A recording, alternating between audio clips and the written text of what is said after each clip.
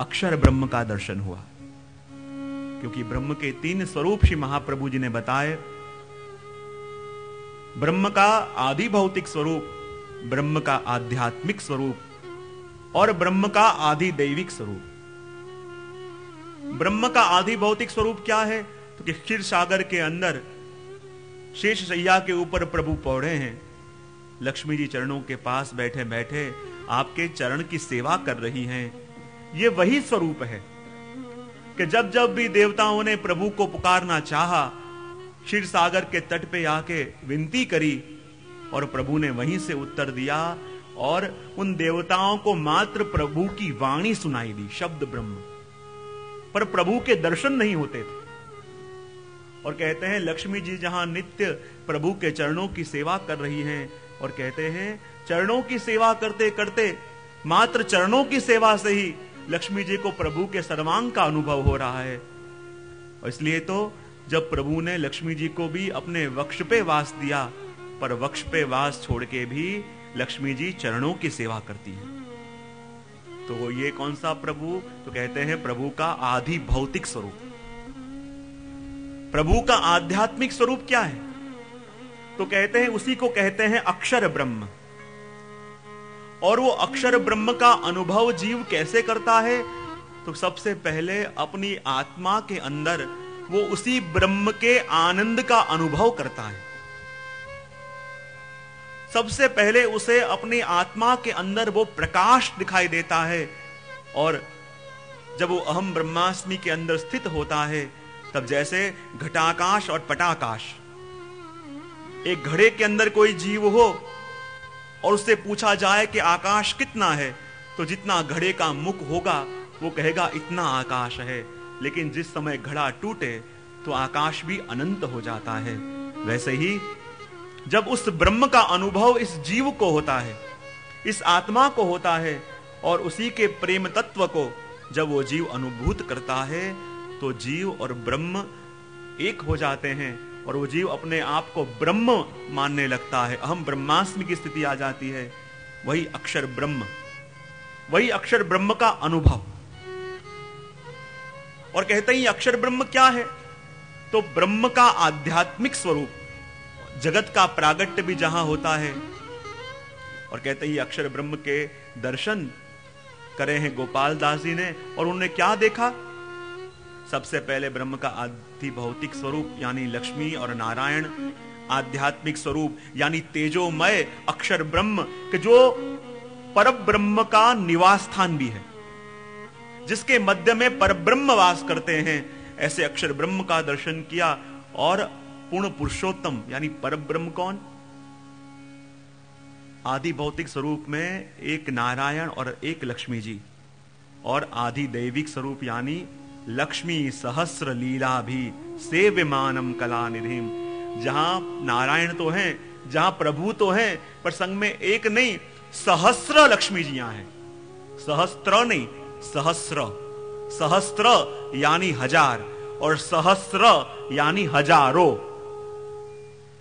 लक्ष्मी सहस्र लीला भी, जहां एक नारायण और हजारों लक्ष्मी जियां प्रभु की नित्य सेवा कर रही हैं, वो प्रभु का आदि दैविक स्वरूप। और कहते हैं गोपाल दास जी ने क्या देखा कि बड़े बड़े जो ज्ञानी हैं, बड़े बड़े जो योगी मुनि हैं, उनके मोक्ष का दर्शन सबसे पहले गोपाल दास जी ने किया। मानो गोसाई जी उनके आनंद का अनुभव करवा रहे हैं, क्या तुझे यही मोक्ष चाहिए? क्या ये बड़े बड़े योगी मुनि का जब मोक्ष होता है तो क्या होता है? कहते हैं इसी अक्षर ब्रह्म के तेज में वो विलीन हो जाते हैं।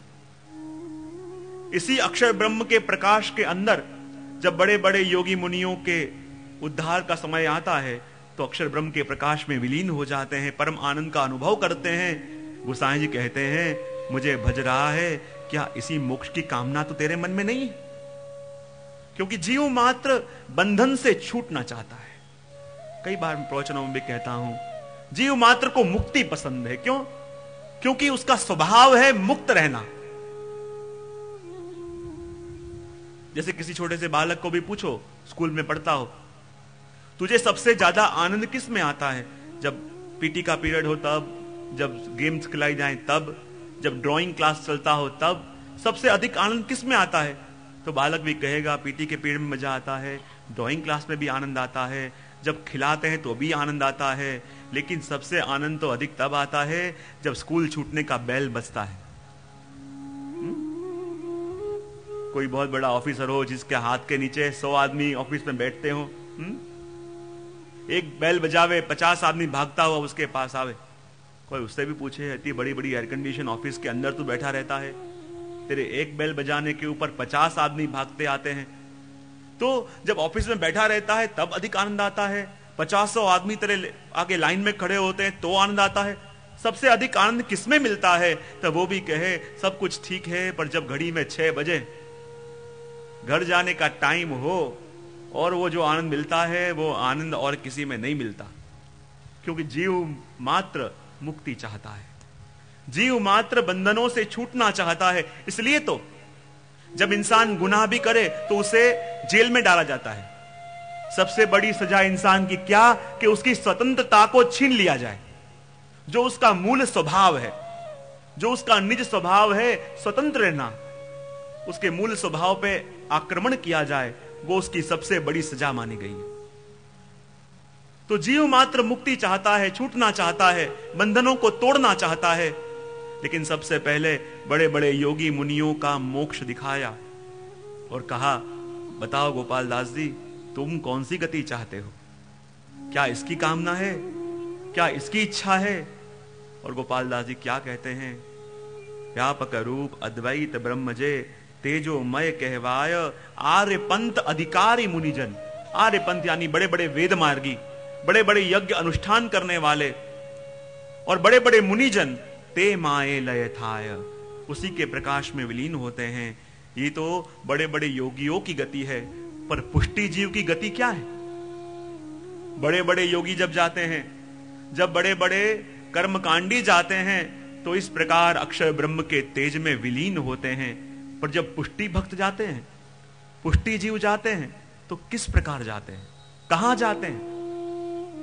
कहते हैं जब जीव के ऊपर अनुग्रह करने का विचार ठाकुर जी करें तो सबसे पहले क्या करें? किसी भगवती ने सुंदर दृष्टांत दिया है कि जैसे एक बंजर भूमि हो, एक बंजर भूमि हो जिसमें बहुत ज्यादा का कंकड़ पत्थर पड़ा हुआ है, कोई फसल उग नहीं सकती, तो कहते वो बंजर जमीन क्या है? अनेक जन्मों के दुष्संस्कार से भरा हुआ अपना हृदय। ऐसी बंजर भूमि है कि जिसमें कोई बीज उग ही नहीं सकता।